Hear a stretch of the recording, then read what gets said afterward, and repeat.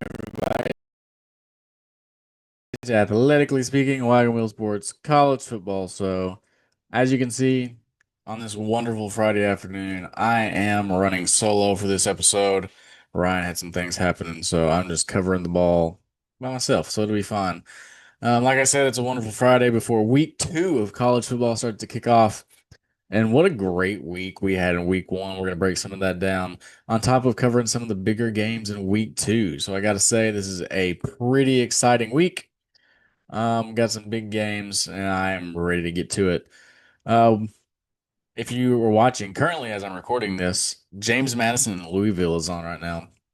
Along there's four other college football games on tonight, so I will be indulging in that as I prepare for tomorrow's fantastic slate of college football.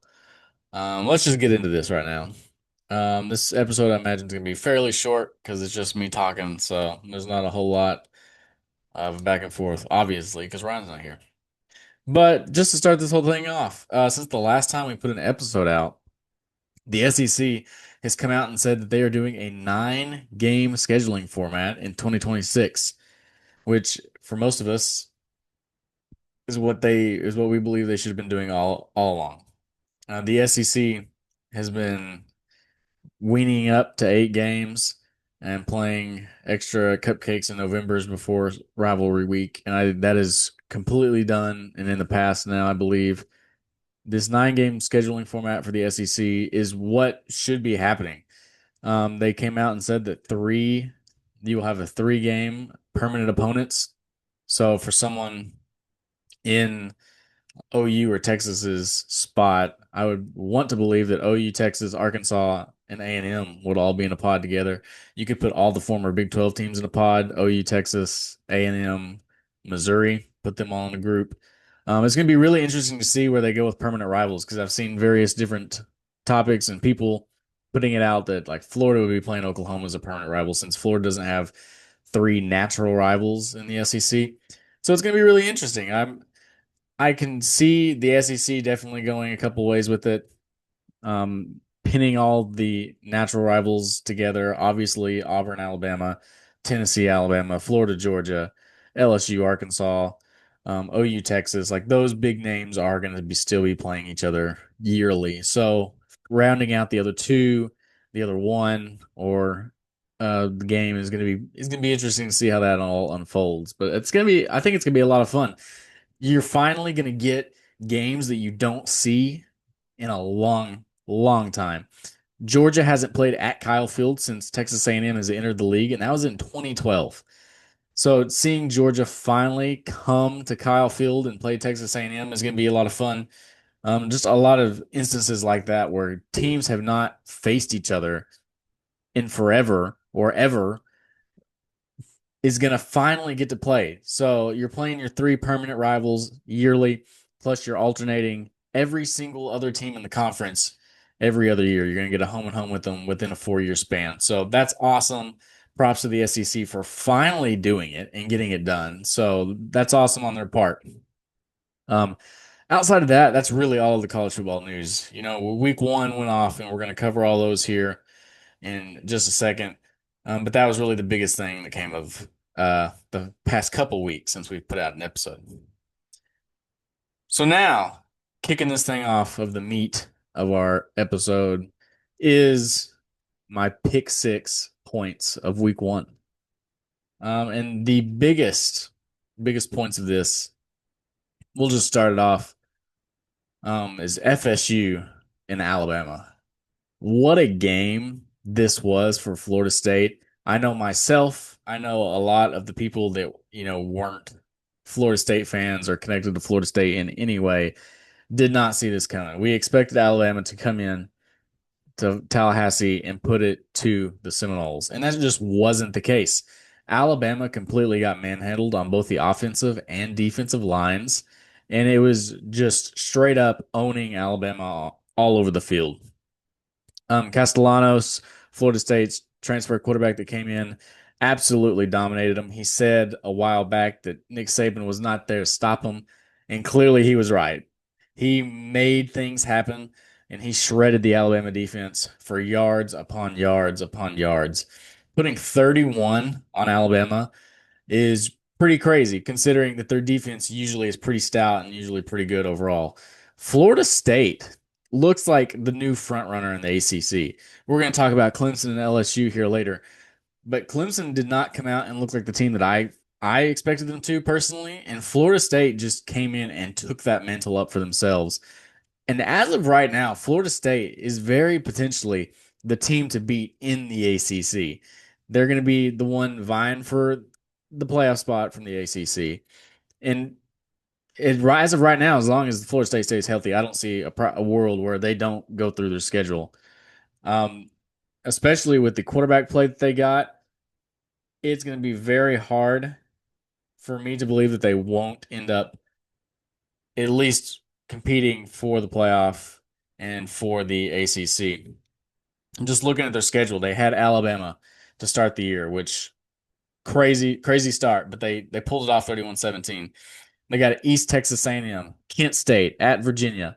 That's all should be wins for Florida State with the way they played against Alabama. Miami, that'll be a tough game. That's going to be a heck of a game in the ACC to really determine what's going to happen later on down the lines. Pittsburgh, at Stanford, Wake Forest, which all three of those should be winnable for Florida State. At Clemson is going to be another tough game. Virginia Tech, at NC State, at Florida.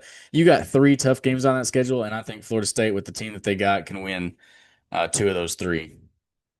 Miami, I'm still not completely sold on. And I would like to preface all of this so far, everything that I've discussed and everything that I'm going to discuss about this is that this is week one. These are just some observations. So as the season goes on and we really start to solidify some of these things, we're really going to see what these teams are made of. As of now, as of week one, Florida State looks like a really good team. Florida, Clemson, and Miami is who they got left on their schedule that's going to be really indicating of what they got in them. And I think that they're going to be really good. I feel like this isn't a one-off fluke. I think that they're going to come out and run through the ACC and run through a couple of those teams down the line. And we're going to talk about the next few of the ACC here right now. So moving into that from Florida State into who I had as my front runner in Clemson and LSU game. Clemson did not look like the team that I expected them to come out of this. But LSU was every bit of the team that I thought that they could be and much more. Garrett Nussmeier and LSU dominated Clemson in the second half of that game. The score was a lot closer than you would think it would be, just for the sole purpose of how bad LSU got on them and how they managed to keep that score close is really a miracle because it wasn't close. Like if you watch that game, it was all over LSU running the ball, passing the ball. The defense was just shutting down everything Clemson had to offer. This was a team that LSU came into wanting to prove something, and they 1,000% did. LSU was 1,000% the better team. Cade Klubnik did not look like the Heisman frontrunner that I had originally planned on seeing this year. And on top of that, the offense for Clemson was just really a letdown. I never saw anything that just sparked my imagination that they could be something better. Clemson's defense is what even kept them in the game, and even then, it was all right. LSU still managed to do what they did. Also, and let's not talk about the fact that they should have had the touchdown, which luckily they got it paid off and they ended up winning the game anyway. But this LSU team was all on around a better team than Clemson, and it was completely shown. Clemson did not know what to do with themselves coming out of the gate in this entire game. So Clemson, I'm going to take it as of now. Like I said, these are all observations. We're not making any sure on predictions from week one. But as of right now, I think Clemson's going to take a step back, regroup themselves, and see where they get down the road. They still have a chance to go in for the ACC title, maybe even a playoff run again. But with Miami and Florida State looking like they have in the ACC, I don't think it's going to be there for Clemson this year. Point number 3, it's the Miami Hurricanes. I predicted Notre Dame to be in the college football playoff this year. I did. I'll openly say it. I think Jeremiah Love was going to be much better than he was in this game. the Notre Dame run game, the stout defense that we saw last year was just not there this year. And this, at least in this game, Miami had their number. Carson Beck balled out. I did not expect that. And trust me, I had Miami as my disappointing team in the ACC this year. This was not something that I expected to see out of Miami and Carson Beck because I expected average Carson Beck.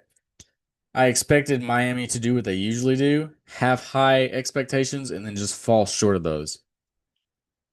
Now, obviously, we have no idea how good Notre Dame's going to be in the long run. We have no idea how good Miami's going to be in the long run. But right now, Miami looked much better than Notre Dame did. Notre Dame cut that close towards the end of the season, or towards the end of the game, excuse me. But this game was all in Miami's hands. And it really wasn't close as it seemed. This is a couple games, LSU, Clemson, Miami, Notre Dame, that the score was a lot closer than what was indicated. And I think Miami could be a really good team. Carson Beck and the playmakers that they got around them really showed out in that Notre Dame game. The fans were great. Overall, Miami was looked good. They looked like somebody that you could count on to be there at the end of the season. And if we're changing week by week, which we're not, I'm not. But if we were going to make predictions based on week one alone, Florida State, Miami is the top two teams in the conference. And I think the ACC is a lot deeper than what would have been expected in the preseason. Florida State, Miami, and Clemson all together are going to make a top loaded ACC. Plus Georgia Tech and Louisville, who I think is going to be very good. Virginia could be on the rise. Um, this is going to be a really good ACC year. The top half is going to be really good, and then you have some really elite-looking teams in your top three that I think is going to be very well and be there towards the end of the season. So I'm very excited for those three teams to come out.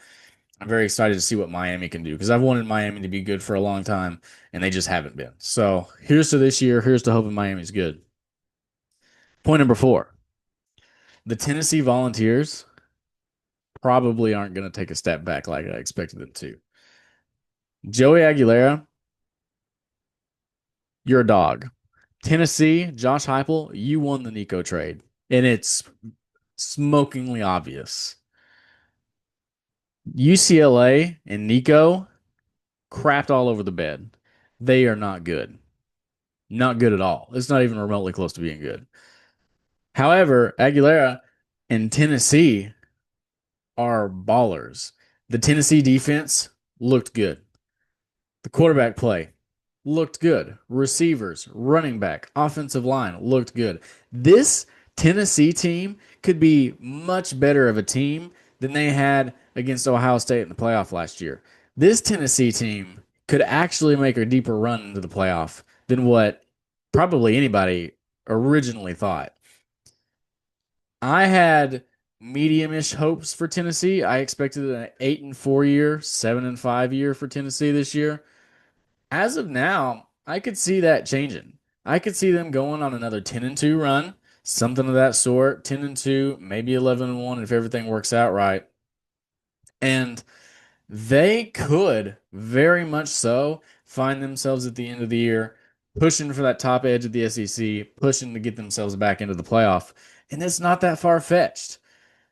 They have the opportunity with a down Alabama, with a couple others in the SEC that aren't looking great, to really make that move in the top spot. To make that playoff push is something that I can definitely see them doing. Josh Heupel has himself a team, and I think it's better than the team that they had last year, which is crazy to say with the quarterback change, but it's true. He has a better team than he did last year. And I cannot wait to see it unfold in the SEC this season. Last couple. Number 5, Arch Manning. We got to talk about him. Like I said, I'm just making observations. And I would like to preface this with there is a lot of season left. And Arch Manning can and will, he will get better. Anybody that's watching or listening, Arch Manning will get better throughout the season. I get you open on the road at Ohio State. That's a tough place to play. That's a tough defense. Ohio State's crowd is heckin' crazy. I get all that. Arch Manning made some questionable decisions. And these questionable decisions aren't like forcing a ball into play. Those questionable decisions are how are you missing wide open passes? These are guys that don't have anybody on them, and he's underthrowing the ball, he's overthrowing the ball. He's not making correct passing plays when he should make the correct plays. If you have a wide open receiver, you have to hit him. And this is my worry with Arch Manning. I can get that he was probably shaken up. It's first big start. He had, ULM last year, whoop de doo. This was his big first start. And that can be scary. Missing wide open receivers is kind of inexcusable. Texas had various opportunities for that to change the outcome of the game if he hits those receivers. And I think he will improve. Like I said, that's a very scary place to open up as a starting quarterback who you only have your third real start in college football. I think Manning will get better. But as an observer, it does leave a little bit of doubt in the back of your mind, a little bit of worry that maybe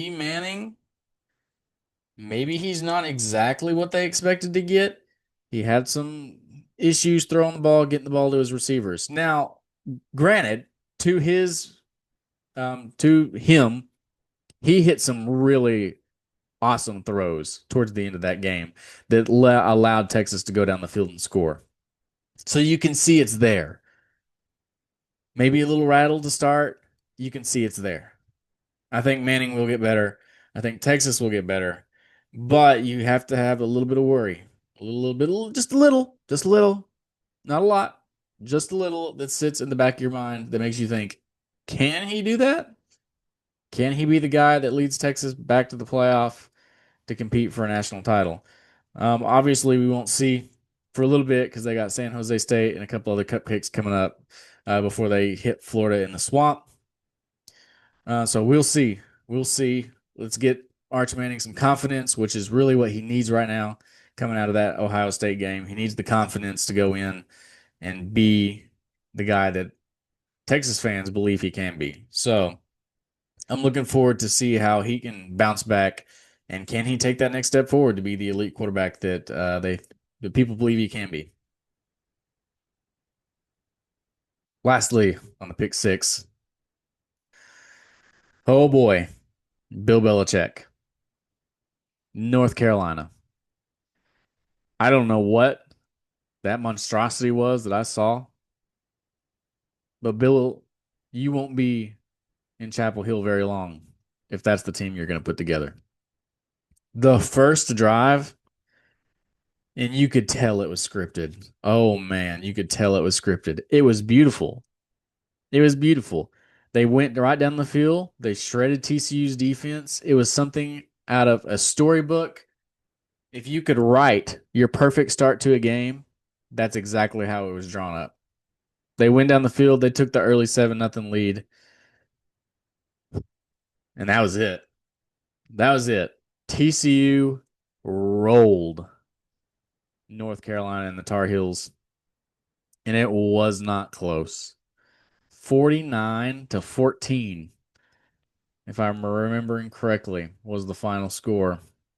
40 plus points before you got your 14th is absolutely insane. Bill Belichick, I don't know what in the world you got to do to get that fixed, but I've never seen a team play as soft and as wimpy as North Carolina did in that game after the first drive. It's like they never knew how to play football.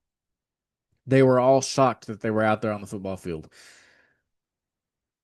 It's baffling because you would think that a Bill Belichick team would be more prepared than that. At this point, it leaves me questioning, does Bill Belichick still have it?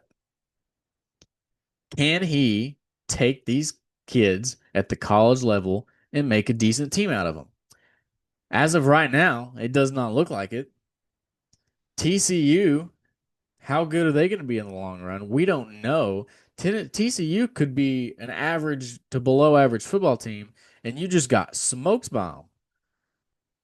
If that's the case down the road, if we're looking 6 games deep now, and we're coming back and looking at this, North Carolina could be 0-6, 0-7 by the time that we look back and go, oh, that was a worse game than we thought.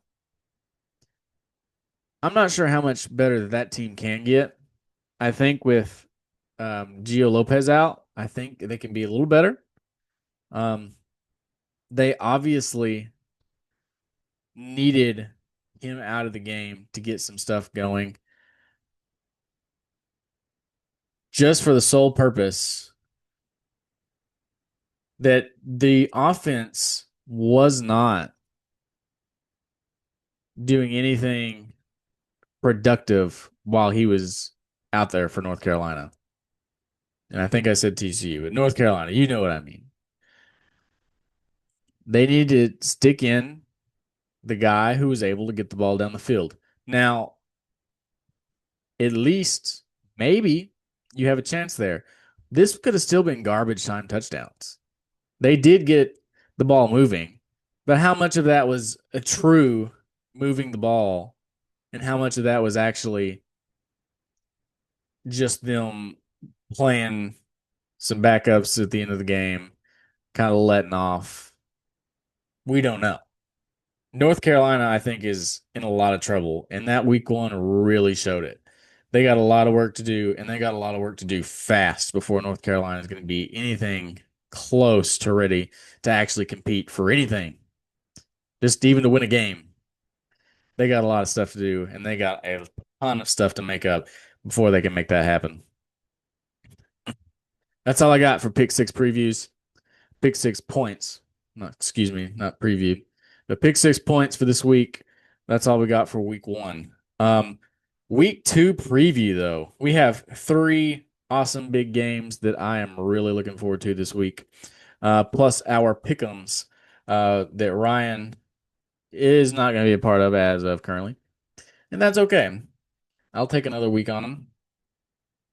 According to last year, I'm going to need it. So that's what I'm here for. Anyway, week two preview. The first game we're going to hit up is the Cyhawk Trophy game, Iowa State and Iowa. This game is always an exciting matchup between those two schools. And I'm really starting to lean Iowa State as of right now. We'll talk about Iowa here currently. Xavier Williams is kind of who is leading the charge for the Iowa offense. He's got 11 carries, a touchdown, and 122 rushing yards. And Mark Gronowski has 8 of 15, a touchdown, and 44 yards. So clearly Iowa is not into passing the ball like they should be. They got rid of their OC a couple years ago, brought in some new guys, and the offense really hasn't seen the big spark that they would have liked to seen in Iowa. This team offensively is still kind of a drag. As always, the Iowa defense and Iowa special teams are stellar. So if they can just get the offense, they could be dangerous in the Big Ten and they could be dangerous in college football. But the offense is still a little slow. They're really relying on that running game. And I'm not sure how much that's going to help them against this Iowa State team. Because on the flip side, you have a team in Rocco Becht who's put up 461 yards and 5 touchdowns in 2 games. Carson Hansen's 90 yards on 25 carries. So you kind of see the flip of Iowa wanting to push the running game, while you see Iowa State who's really pushing in the passing game.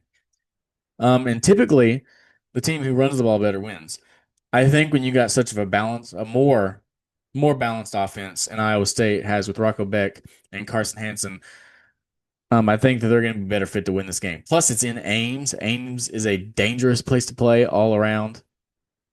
The defense, I think, is going to be a little bit more balanced between Iowa State with the offense. I think Iowa State, realistically, is going to be the team that's going to come away in this game.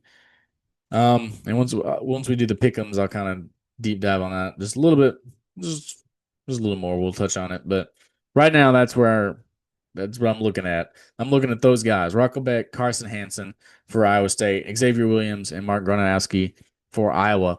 Who's going to come out and play better quarterback wise? Rocco Beck obviously has the better stats, and I think he's going to be the better guy in this. But I think Carson Hansen is going to have to step up a little bit to help to alleviate that because Iowa knows their defense is going to know that Rocco Beck is going to want to throw the ball. So seeing how that's probably going to be a sellout to stop Rocco, Carson Hansen is going to have to pick up the slack and they're going to have to run the ball to really be effective in going out and beating Iowa this week. Game number 2 of the week 2 preview is Kansas, Missouri. This is a very dangerous game for Missouri. And quite frankly, I'd put them on upset alert. Missouri is a 6.5-point favorite according to ESPN Bet Sportsbook. And that's dangerous, I feel like. I feel like that's a very dangerous line. And that's why I got Missouri on upset alert. I'm looking at these games, and so far, I haven't been too impressed with Missouri. It's one game. I get it. It's one game. The O line looked a little weak. Bo Pribula, 283 yards, 23 28, 2 touchdowns. Some nice numbers. It's not bad. Ahmad Handy, 10 carries, 100 yards, and a touchdown. Not bad numbers. If you look at Jalen Daniels for Kansas, 456 yards, 36 of 45, 7 touchdowns and interception. And then Daniel Hishaw Jr., 158 yards on 27 carries and a touchdown. Kansas's offense is really good. They're good. The Kansas defense can be shaky, and I can see that. I think Kansas has what it takes to beat Missouri. Now, will they be able to take that out? I don't know. And I'm not making a prediction yet. But I can see Kansas being able to do that. Missouri can be very inconsistent at times. And if they come out and lay flat, I can see this being really quickly going into Kansas's favor. Now, this is a game that hasn't been played in a while. Kansas and Missouri are rivals who haven't played in what I would believe to be since they left the Big 12. So Missouri come out really ticked off and come out and just hammer them into the ground. I don't expect that to happen. I expect this to be a really, really close game. And I could see either one coming out on top. I think it's going to be closer than the 6.5 that's projected on the ESPN Bet Sportsbook. And I'm going to put Missouri on upset alert because that game is a little too iffy for me. We'll see what happens overall, but I'll make that prediction a little later. But Missouri, you watch out. You watch out because that's an iffy trap game for you. Week 2, the biggest game of the week, and it's not because I'm clearly biased over here.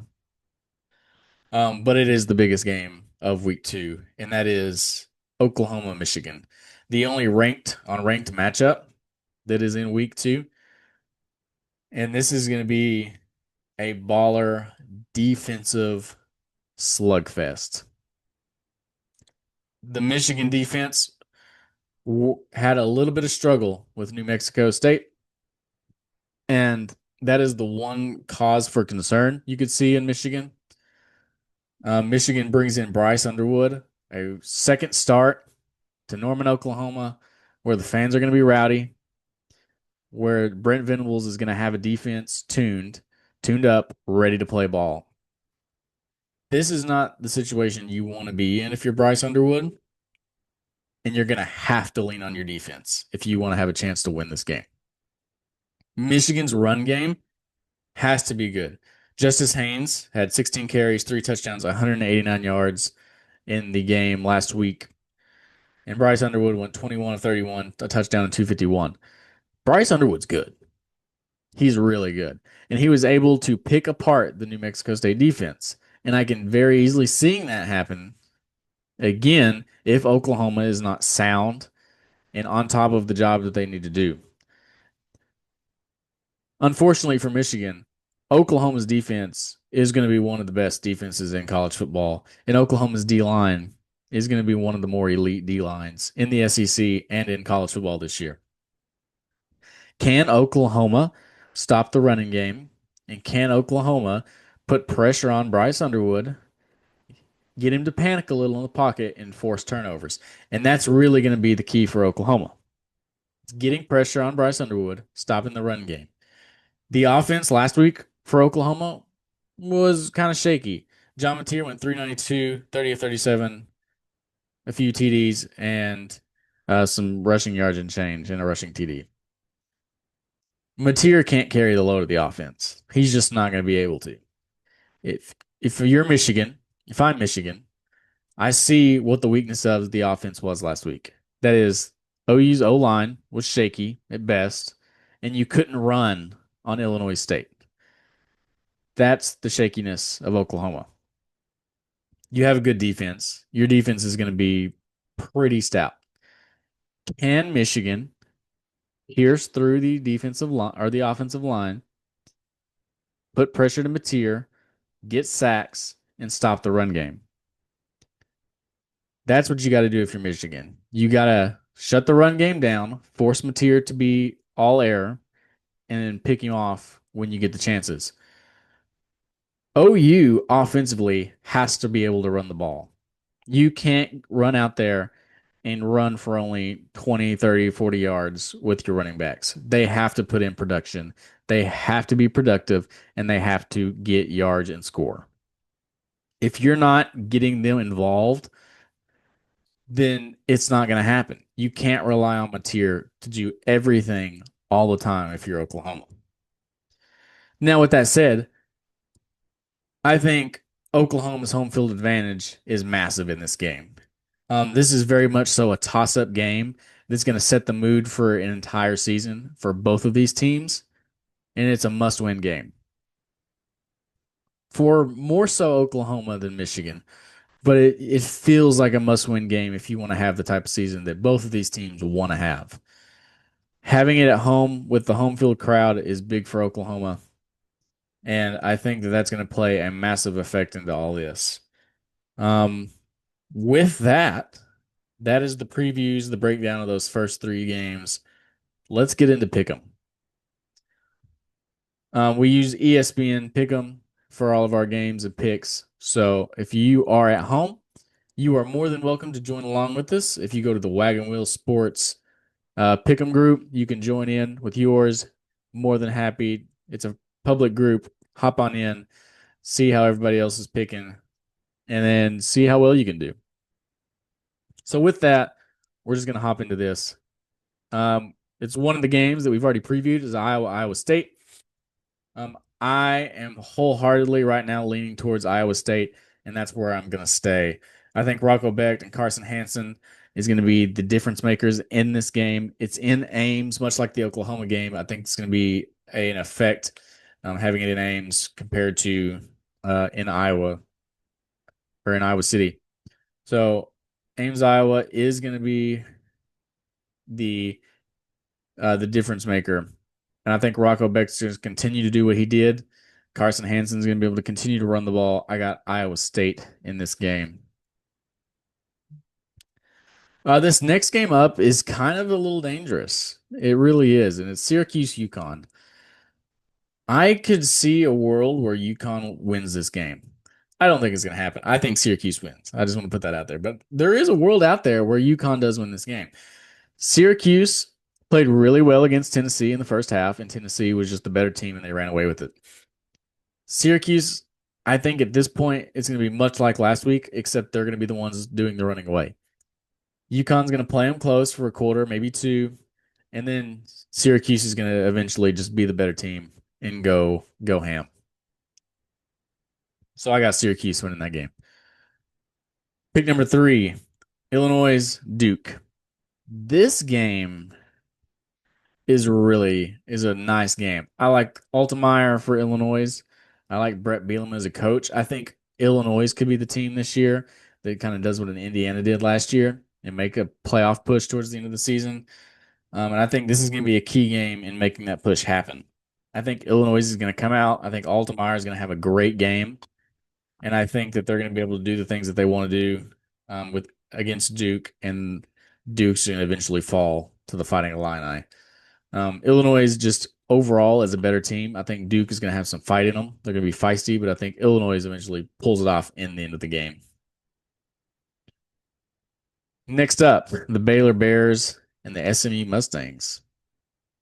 This, after watching Auburn and watching Auburn Baylor and watching the SMU game, I feel is the most one of the more unsure picks that I have made. And for the sole purpose of Baylor's defense has no run defense. With the mobile quarterback that SMU has, I see that being a problem for Baylor. They were able to air it out last year, which is why they helped push them to the playoff. I think SMU is going to be able to air it out. I think they're going to be able to run the ball better. I think Baylor's offense can score points, and I think this will definitely be a shootout type of match. I just don't think the Bears defense is going to have it in them to stop SMU, and I got the Mustangs pulling out a close shootout game. NC State, Virginia. I was very unsure on which way Virginia was going to be this year, and really which way NC State was going to be this year as well. Both of these teams have big question marks on them, even still after week one. And I've went back and forth on this pick for a while. And ultimately, I'm going to end it up with, I think Virginia is going to be the team that's going to come out on top on Saturday. This game is 11 a.m. tomorrow. And I feel that Virginia is more on the up and up than NC State is. And I feel like this is a game that they're going to come out and kind of show that and be productive enough that they're going to be able to get the win. So I got Virginia and the Cavaliers coming out and beating NC State. Next up, Kansas, Missouri. We talked about this. This was game number 2. And I have put Missouri on upset alert. It's at Faurot Field in Columbia. I think Kansas does it. I think they do. I think Jalen Daniels is going to come in. I think that he's going to be able to play lights out. I think Kansas's run game is going to be better. This is going to be a brawl to the end, but I think Kansas is going to be the team that does it. I don't see Missouri having the firepower. I can see them being very lackluster and slow starts, and I think Kansas is going to start quick and go out and make it happen. I got the Jayhawks beating the Missouri Tigers. Next up, Virginia, West Virginia, Ohio. This one doesn't need much discussion. It's the West Virginia Mountaineers. They're just going to be the better team against the Maction of Ohio.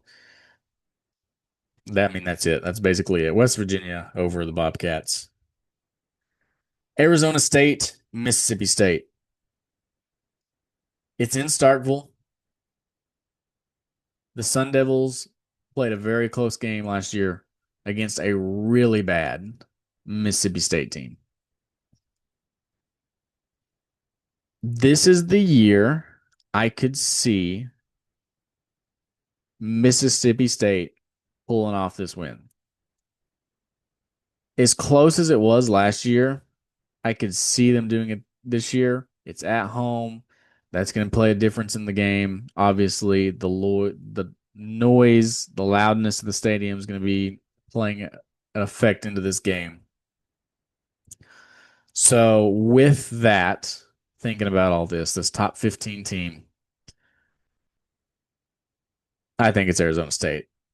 I think you saw the plot twists there. I was leading you up for one thing, and I just didn't deliver. I think Arizona State is going to be the better team. Mississippi State still has a lot, I think, to figure out, and I just don't think that they're going to be good enough to overtake Arizona State this time. They did lose, obviously, Cam Scatterbo at Arizona State, but I think that Sam Levitt is going to be able to carry that team. I don't think Mississippi State's defense is all that great. They had a very slow start last week. I think Arizona State's going to come out and beat Mississippi State at home in Starkville. So I got the Sun Devils over the Bulldogs. Last two games here. Vanderbilt, Virginia Tech. I got the Commodores. I like Diego Pavia and Vanderbilt to overtake the Hokies for the sole purpose is Pavia's a dog. He's awesome. I love that kid. They beat Alabama last year. A lot of this team has come back. I don't think they're making a natty, as Pavia says, but I think they beat the Hokies of Virginia Tech. So I got Vanderbilt overcoming that one. Lastly, the game of the week, college game day is in Norman, Oklahoma. The Oklahoma Sooners, the Michigan Wolverines, the Battle of the Blue Bloods, the first ever meeting in the regular season. The only other time they've met was in the 1976 Orange Bowl, where Oklahoma took the victory over the Wolverines. This game is as close as a toss up as it can possibly be.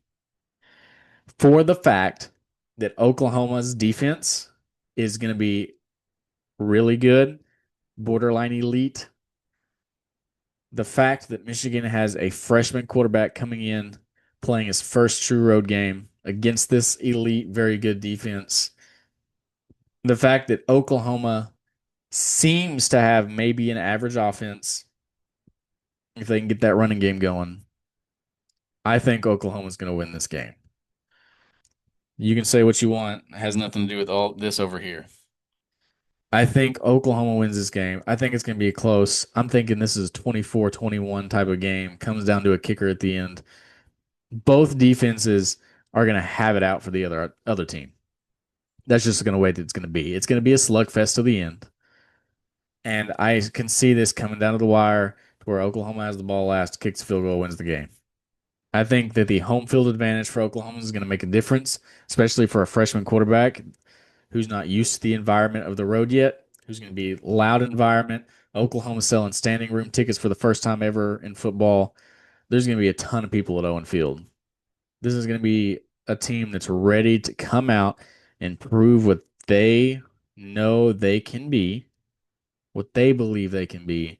And I think this is going to be a big momentum shift for Oklahoma. I think the Sooners win it 24-21, 24-17, somewhere in those lines. And I think the Sooners get it done at home. That's all the games. We went through news. We went through the pick 6 points. We went through week 2 previews. We played Pick'em. Join us at Pick'em. See us continuously now. We're going to be recording Sunday nights, putting it out on Mondays, hopefully for the future here. Ryan should be back next week as we break down these 3 great games, plus preview next week's awesome matchups. So until next time, I will see y'all all later, and that is it from Athletically Speaking.